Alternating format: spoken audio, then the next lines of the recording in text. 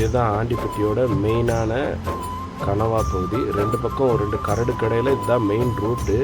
இந்த ரூட்டில் தான் நம்ம போய்கிட்டு இருக்கோம். இப்போ நல்லா பார்த்தீங்கன்னா இது ஒரு நல்ல ஹில்ஸ் ஏரியா மாதிரி, அதாவது மலைப்பகுதி மாதிரியே இருக்கும் ஃபுல்லாகவே. இந்த இடத்துல பார்த்தீங்கன்னா மெயினாக டவர் எந்த மொபைலுக்குமே டவர் கிடைக்காது. அந்த எட்ஜு டு எட்ஜு வந்து எந்த டவருமே கிடைக்காது. இதில் ஒரு முக்கியமான ஒரு இடம் ஒன்று இருக்குது, தர்மசாஸ்தா கோவில். இந்த கோயிலில் தான் வந்து பார்த்திங்கன்னா விசேஷ காலங்களும் சரி மற்ற நாட்களில் எல்லா நாளுமே வெள்ளி செவ்வாய் இந்த மாதிரி நாட்களில் பூஜை போடுவாங்க அதிகமாக வண்டிகளுக்கு.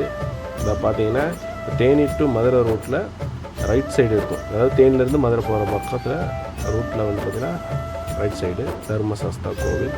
இதுதான் அது நல்ல விசேஷமான கோவில். இது வந்து ஒரு சின்ன டேனிங் பாத்திரம் இருக்கும்.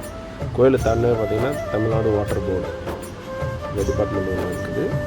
அதுக்கு அடுத்து நம்ம 2 மலையை உடைச்சி ரயில்வேக்கு பாதை போட்டிருப்பாங்க தேனிக்கு. இதை உடைச்சது மூலயமா தான் இந்த பக்கம் நமக்கு தேனிக்கு 2 மலையை குடைஞ்சி தேனிக்கு ரயில்வே ட்ராக்கு இந்த இடத்துல தான் கொண்டு வந்துருக்காங்க.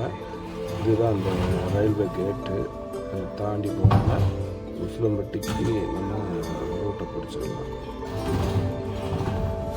இவனுக்கு தான் போலீஸ் செக்கிங் பாயிண்ட் இருக்குது.